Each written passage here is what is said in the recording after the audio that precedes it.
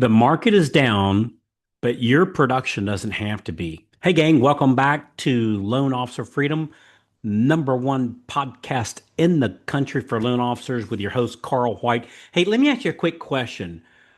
A lot of subscribe to these services where we get these mortgage numbers, about what the rates are doing up and down and what they're predicted to do. I mean, do you ever look at those numbers and go, okay, that's interesting, but what am I supposed to do with it? Rates went up by 2 basis points, or purchase applications went down, or purchase refi applications went up, new home sales went down. Hey, that's fine, but what does that have to do with anything about whether or not you write another loan today or another two loans today? Right? That's the part that most market reports leave out. Like they're really good at telling you what happened.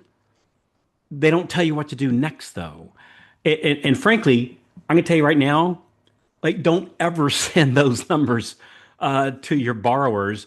They don't care about their numbers, right? They don't. They're not sitting there waking up in the mornings wondering what the latest mortgage application index is doing. They're not sitting at the breakfast table discussing CPI bond yields or refinance share of total mortgage applications, right? They just want to know if they can afford the house, right? They want to know what their payment's going to be. They want to know whether this is a good time for their family to make a move. And you, as a loan officer, you want to know something else. And what you want to know is, what should I be focusing on today to write more loans? That's where the numbers can actually become useful, right? The numbers shouldn't control your attitude. They should help direct your activity. There's a big difference in those two. Let me give you an example. One recent report that I read, the average 30-year mortgage rate was whatever, I don't know, 6.65 or whatever it was. And one source showed rates moving up slightly, and another source showed the average contract rate moving up slightly. Total mortgage applications were down 1%. Purchase applications were down slightly. Refinance applications were down 2%. New home sales had dropped more than 10% from the previous month. And if you only looked at those numbers, you might think, well, gee, I guess nobody's buying a house, right? I mean, the rates are up and mortgage applications are down. Maybe I'll wait for the market to improve. But then I looked around and I saw something very interesting. I was on our own breakfast club, loan officer breakfast club, and on the recent morning there, uh, we had a fair amount of loan officers that were stated they were having their best month ever. And I'm going to tell you, virtually everybody on there, we asked them how many loans they were closing. Virtually everybody on there that commented, the ones that commented, they said, "Hey, I'm closing six loans. I'm closing eight. I'm closing 11. Some was more than that." And and again, more than a handful said they were having their best month ever. Like what was her name? I think it was Gina Bella. Said she was having her best month ever. Well, how can mortgage applications and home sales be down while some loan officers are having the best month ever? And it's because you don't need the entire mortgage market. You just need your share of it. Let me say that again, because I thought about this when I was on my bike ride this morning. You don't need the whole market. You just need your share of the market, right? There are homes being sold, millions of them nationwide, right? There are still families being transferred. There's still people getting married. There's still people having babies. There's still people that need another bedroom, a home office, more land, a pool for the kids, a shorter drive to work, right? There's still refinances being done. By the way, this last month, what was it? 40, was it? I think it was 40.1% of all mortgages were refinances or cash out refinances. And by the way, that 40%, that didn't include like HELOCs and second mortgages. That was strictly like first mortgages. 40% were refinances. You go, well, wait a minute. If they got a rate of three, why are they refinancing? See, there are still people that need to consolidate debt, pull out cash, or improve their financial situation. And just because you're not getting part of that 40% doesn't mean it's not happening. It's just you're not getting your share. So there are plenty of, there's plenty of mortgage business happening right now. So the real question is, are you having enough conversations with the people who controls where the business goes? Because that's what I find consistently. I consistently find that, and it never ceases to amaze me, is that years of experience are not the deciding factor of who closes loans, right? Years of experience is not the leading factor of who real estate agents or financial planners refer to, right? I'll tell you right now, and I've seen this over and over and over and over. A brand new loan officer who consistently talks with qualified, successful real estate agents, financial planners, divorce attorneys, a brand new loan officer who consistently does that can outperform a 20-year veteran who doesn't. Like every time. Like I've always it just I don't know if I've ever seen an exception to that. And what I've learned is conversations can outrank experience. I've also seen that conversations can outrank or out trump or win over a slowing market. It and that's what the numbers meant to me this morning. They didn't mean, hey, stop working because the market's down. They meant you better make sure you're talking to the right people, right? So instead of simply reporting that applications were down, what we did is in my branch, we gave the loan officers a specific conversation they could have that day. And just as an FYI, we call it the switch shoes script. Switch shoes script. And here's what you do. Jimmy came up with this one. Brilliant idea. Here's the script. Hey, Realtor Susan. Hey, I was looking at your numbers. So first of all, you got to make sure they're doing the numbers, right? You got to make sure they're doing the numbers. Yeah, you got to make sure they're doing the numbers. How do you find that out? We use Model Match. If you go to MMA, like for mortgage marketing animals, MMAmodelmatch.com, I think they give like I don't remember exactly, but it's a huge discount, and they're already, to my knowledge, the cheapest of the industry that provides great information. So Model Match. So MMAmodelmatch.com. And by the way, they don't send me a penny, right? Me personally, I don't get a dime. So I recommend it's a great service. Anyway, hey, Realtor Susan, I was looking at your numbers and can see you're very successful at what you do. And I have to tell you, I really value the advice of top producers like yourself. So let me ask you a question, Susan, if I may. If we switched shoes for a minute and you were the loan officer and I was the real estate agent, what would you do to get me to send you referrals? So you're the loan officer, I'm the real estate agent. What would you do to get me, the real estate agent, to send you referrals? And so basically, you're saying, hey, realtor, if you were a loan officer, what do you want loan officers doing for you to get you to refer to them? Like, what would they need to do? Right? So switch shoes. If we were to switch shoes, you're the loan officer and I'm the real estate agent. Realtor Susan, what would you say to me or what would you do to get me to send you referrals? And then just shut up and listen. Right? That last part is important, by the way. Don't just ask the question and then jump in and answer it for them. Let the real estate agent talk.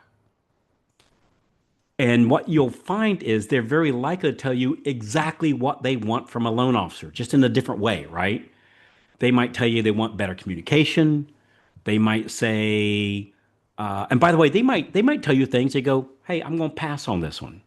Right? I wouldn't say that in front of their face, right? But they might say something. I go, yeah, I'm not willing to do that. Like they might say, hey, they need somebody that answers their phone on nights and weekends. Frankly, in my branch, we have an automated system. Like we have an AI, what do you call it? AI agent. I don't like calling them bots, but we have an AI agent or an AI bot that answers the phone and actually, can, take the information, for an application, can actually issue a pre-qualification letter, updates the real estate agent via text or email. And this all happens 24/7, all automatically. So if I'm talking with an agent, they said, hey, if I was a real estate agent and you're the loan officer, what would you do to get what would you do to get me to send you my next referral? And if you said, hey, Carl, I want a loan officer that's personally going to answer the phone on nights and weekends, I'm personally going to pass on that. If they say, hey, I want somebody that gives great communication, man, that's what we do. Right? That's what I'm known for. They might say, hey, I want help, following up on my leads.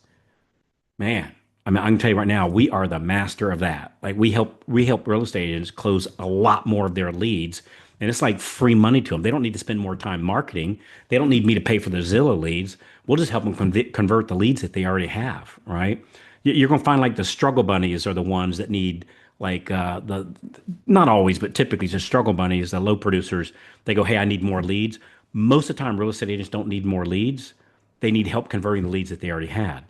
Or maybe the real estate agent would say, "Well, Carl, if I was the loan officer and you were the real estate agent, um, I just need somebody to stay in touch with my pre-approved buyers, to help them keep them in the loop." Man, I'm great at that. They might want a loan officer to show up to the open house every Saturday and Sunday. I'm not going to do that, right? The lovely, the good news for me, the lovely Mrs. White and my three wonderful kids want me around on the weekends, right? So I'm not going to work on the weekends. However, if they want somebody to help them convert their open house leads, man, we shine at that, right? I get them take a picture of that and text me over the sign-in sheet. We convert those like crazy, like really, really, really, really well. I don't need to be there. And by the way, I can do that for like 10 different agents on any given weekend. And we just follow up on those leads like green on a pickle. And we're very good at converting those, like using our scripts. Hey there. Hey, if you're loving the tips so far, be sure to hit that subscribe button right down there and then tap the little bell so that you never miss out on more free cool tips coming your way. Also, I would love to hear from you. Drop a comment beneath there. Let me know what you think or tell me what you'd like to hear next. So if they say, "Hey, I want somebody to help us convert our open house leads," man, that's my person, right? Whatever they say, though, understand they're telling you how to earn their business. And notice what just happened. Now you're having a conversation about working together without ever asking, "Will you send me referrals?" Right? Nothing wrong with asking for referrals. Don't get me wrong. But the switch shoes script is just a very clever way to ask that same question. You see, when you use a switch shoes script, you didn't make the conversation about you. You made it about their experience, their judgment, and frankly, what they need from a lending partner, right? And that's just an example of taking a market number and turning it into a production move. Right. I'm not gonna call my real estate agents and tell them what the bear market's doing and the bond market's doing or candlestick charts about consumer price index or all this other stuff. They don't care about that, right? They want to know, hey, how can you help me get to the closing table? Right. I'm certainly not going to call and tell them, hey, applications are down. I'm certainly not going to do that.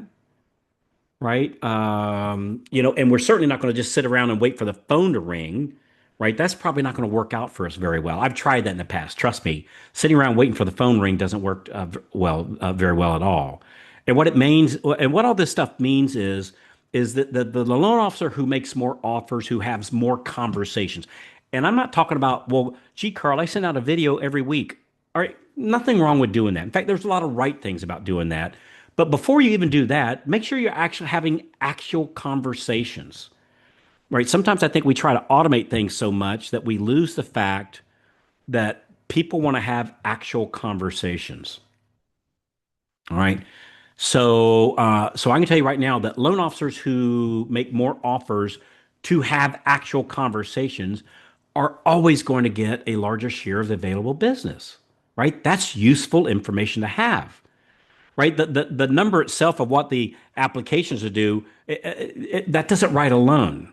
Now, it might tell me what I need to focus on, like if the purchase applications are down and the refi applications are up nationwide, and it goes to show me, hey, maybe I want to focus on both, but maybe I'll put a little more weight, a little bit more time in the refinances if that part of the business is up right now. Hey, so here's what I suggest you do today. Make a list of 5 productive real estate agents that you'd like to know better. Maybe you're already getting some business from them, Maybe this was some listing agents. But listen to this. These can't be just five random agents. You have to find agents who are actually closing transactions and helping buyers, right? So what I want you to do is I want you to get those five agents and I want you to call them and use the switch shoes script. Now, understand you don't need to convince all three of them to start sending you business today, right? Your goal is to have five conversations. That's it. Because what you're going to find is that more conversations creates more opportunities, and more opportunities always creates more loans. By the way, this whole idea is actually how Owen Lee and I created something new that's called Beyond the Rate Sheet. So I'm going to give you something today. So Owen and I created this thing that's called Beyond the Rate Sheet, and it has become, frankly, a little surprising to me how wildly successful and popular this has become. Loan officers sharing it to other loan officers, like really, really, really fast. And what this beyond the rate sheets things is Owen has been sending me mortgage numbers, uh, that he thought the loan officers in my branch should know, right? And this would be like, what's the average rate nationwide being quoted? Are total applications up or down? Are purchase applications up or down? Are refinances increasing? What's happening with new home and existing home sales? In other words, like where's the market moving, and where should loan officers be paying attention? So I've been getting this for a while, and it's been extremely helpful for me. He sends it to me every week. But then what I started doing, or sends to me every day, Monday through Friday, he sends me this thing like at 7:30 in the morning. And then what I've been doing is I add what those numbers actually mean to a loan officer's business. And more importantly, each day I add one practical conversation or like a script or a production move that they can use that day to write more loans based on that information. So like, the information alone is like crap, frankly, right? It's like, what do I do with this information, right? What do I do with this? And so we started. He sends over the numbers, and then I add in the little commentary, and we've been sending it out to our loan officers. And so far it was in my branch, and it turned into this like a 2 minute daily email that we started calling Beyond the Rate Sheet. So Beyond the Rate Sheet, and so it's Beyond the Rate Sheet, the loan officer daily, right? That's a little what we've been calling it. And Owen and I, we were talking about it, and it gets an enormous open rate when we send this thing. And Owen called me up and said, "Gosh, Carl, maybe we ought to try to sell this thing." And then I thought, well, both of us seem like are doing pretty good. Let's just give it away. Like it's really good information. Let's just give it away. And so we started doing that. So every weekday morning, you get the important numbers, you get a short explanation of why they matter, and then you get something very specific to do, an action item to do with this information. And this is not like a long market report, and it's certainly not, you're not going to get it from me. Owen's qualified to, but I'm not. I'm certainly not going to give you a lecture on economics, right? And it's not a bunch of information designed to make somebody sound really smart. Owen's already got that part, right? He's way smart, right? But it's not a bunch of information trying to make somebody look smart. It's designed like we did the Beyond the Rate Sheet. It's a little 2 minute read that we're gonna send you each morning, and it's designed to answer one question. Carl, Owen, what should I do with this information if I want to write more loans? Right? That's the only thing that really matters to me.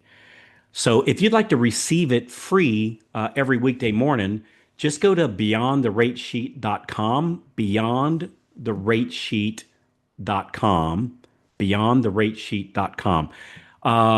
So I have to tell you, the email server that we picked for this thing, just FYI, allows us 5,000, right? We can only send this to 5,000. That's not like well, act now or you can never have this. I'm not saying that. What I'm saying is it only allows 5,000. And as this morning, I think we were up to 1,400, right? And a lot of people listen to the podcast, and we were sending an email out doing this.